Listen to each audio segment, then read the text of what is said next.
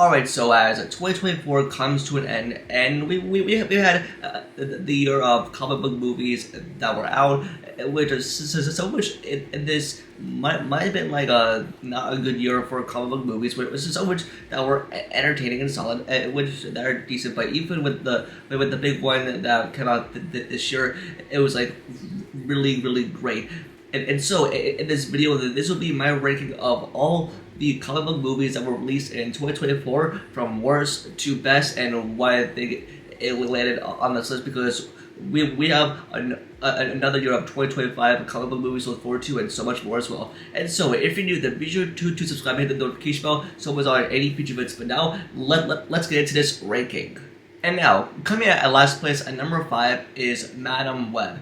And now, even speaking with this movie that is part of the Sony Spider-Man villain spin-off universe, I mean, I'm glad that universe has come to an end now, but even with this film that like marked Cassandra Webb, played by Dakota Johnson, and what that movie served, it was just some of the worst things I've ever seen from a comic book movie in general. It was a complete mess from beginning to end. I mean, I want to agree on Dakota Johnson's good performance, but she definitely deserved better after this movie, but especially with the other actresses in this movie that were alongside her.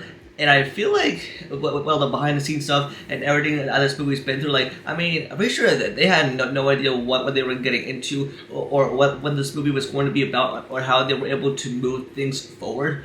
But I mean, it's because since that they wanted to like make a connection to Spider-Man, but failed to do that. But even with the additional cast members, like with Adam Scott and Emma Roberts, they did an alright, decent job.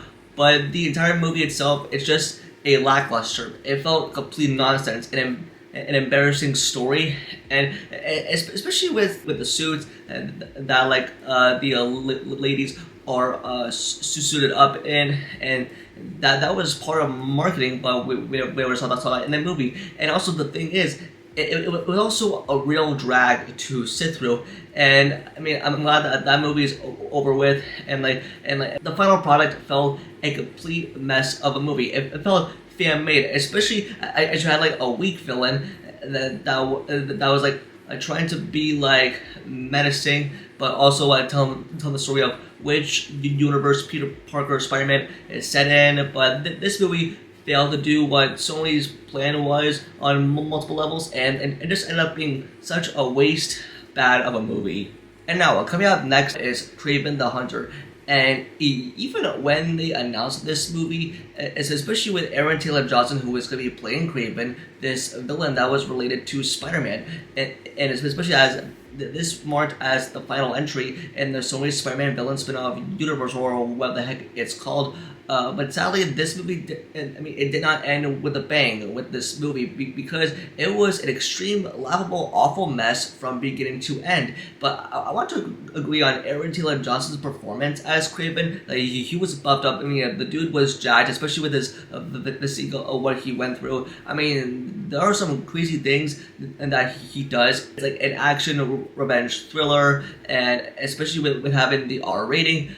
But on top of with the story and the direction of where they want to take this, it sadly felt generic. It felt the same, especially with the plot and just with everything else in general. And you with the other people, especially with great actors that were wasted in this film. And even with Rhino, who I thought was like so weak when he was presented in this film, and even with Chameleon and other stuff that went down in this film, and especially with the third act final battle that felt like a PS2 graphic that was from the 2010s, but released in this generation in the 2020s. I mean, even the first time I watched it, it was a lot of cringe, especially with having the R rating. It was just a cheap gimmick behind all the PG-13 shenanigans, and that this is sort of mess that Sony wanted to do.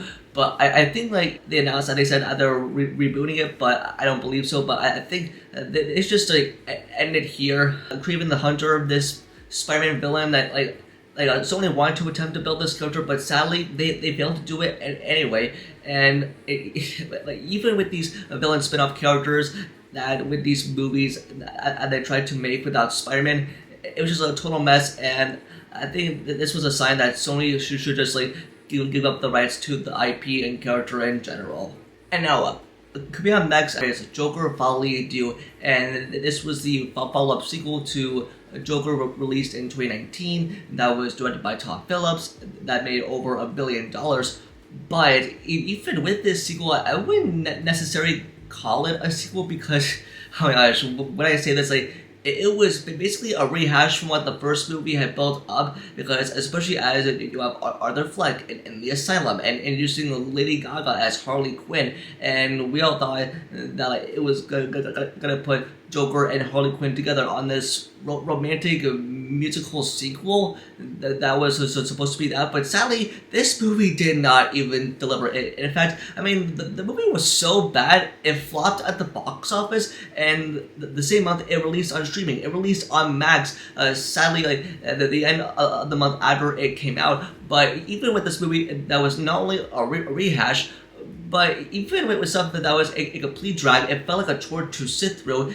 But I got to agree on Arthur's character arc, even though it progressed. But even with the musical elements, which I liked, it wasn't quite necessary. But even towards the end, like the final 10 to 15 minutes, it was a complete destruction of what the first movie had built up. But I think that the end of that movie marked the end for the character in general. But I liked Arthur and Harley's chemistry on screen. I thought it was pretty good, but you know it didn't even stand a chance. But even though that this movie underperformed, and this sequel, I mean, I think it never should have been made, but I think Todd Phillips did a decent job.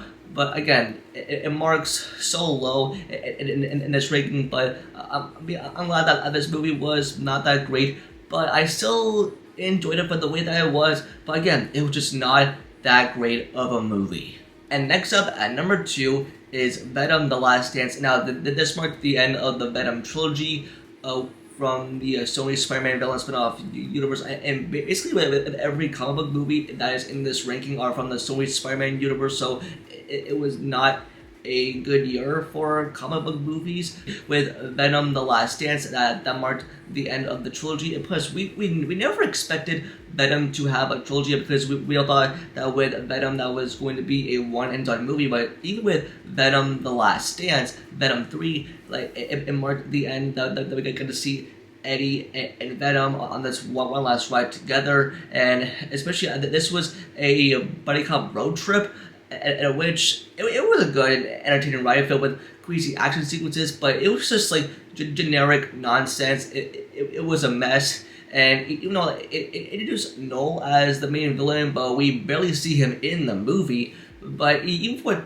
Sony's plans were to move forward with this Noel character villain, this is sort of this like king of the Sony Spider-Man villain spin-off universe, what that villain was supposed to be built off of, like what role does this villain have. But I feel like I cared a lot less about the villain. But even specifically with this movie, I mean, I liked it for what it was. Like, even though it made a ton of box office money, and people seemed to enjoy it, because I really liked the end of the trilogy and marked the end conclusion for these characters. And as you said, I like Eddie and Venom as a duo, but even with the first 2 Venom movies, that were slightly okay. But with the third movie, it was a step up, but not as great. But it was still a good and entertaining ride. But I think Tom Hardy still delivers as Eddie Brock, and for whatever the heck this movie serves, I mean, I'm glad it came to a conclusion.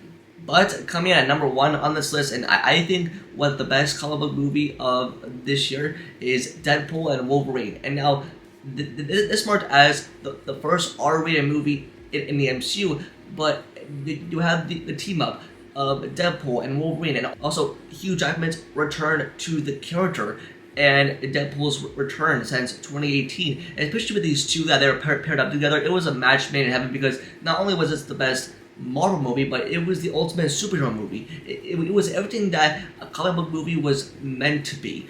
And like, you know, not only did this deliver on top of with the cameos and the purpose that they served. And trust me, those cameos delivered purpose. Not like a few minutes of screen time, but they actually served a purpose with these characters because it delivered a story. It delivered an awesome plot, and even not everyone can agree on the plot or the story. But this movie delivered so much heart, and I think what Sean Levy delivered with this movie, it was so great, and this had the No Way Home hype going into this movie. In fact, it became not only the highest grossing R-rated movie of all time, but it did over $1 billion. And I think we all kind of agree here that with this movie that came out summer of 2024, everyone showed up to this movie. And even though every time I rewatch it, especially like the opening scene is so gory and so bloody that I think about that every time I watch the movie. But there's so much that I want to gush about. It has everything that you want. I mean, like not only if you're a fan of the MCU, but also with Deadpool, the character in general. And I'm glad I just had the R rating with with so many F-bombs and like just so much of Hugh Jackman as Wolverine and what this character delivers as well. But this was a movie I enjoyed, and I enjoyed it a lot, and I'm glad that this stayed up high on this ranking because I really enjoyed the heck out of this movie. And so, there you have it. This is my ranking of all the comic book movies that were released in 2024. But even though with half of these movies that are from the Sony Spider-Man villain spin-off universe, but also from DC, but even with Deadpool and Wolverine, that remains as one of the greatest comic book superhero movies of all time released this year. But even though it was not such a good year for comic book movies, but trust me, once we're in 2025, we're gonna have a load of comic book movies to enjoy, especially from Marvel and DC and other fun stuff as well. So yeah, this is my ranking, and I hope you enjoy this. But that's gonna do it for this video. Just let me know in the comments below, and what is your ranking of all the comic book movies that were released in the year 2024, and what are you looking forward to next year in 2025 in terms of comic book movies and other stuff in general. Just let me know in the comments. Don't forget to like the video and subscribe to notifications about future videos, and you also follow all my social medias all linked down below. And with that, I'll see y'all in the next video. Peace.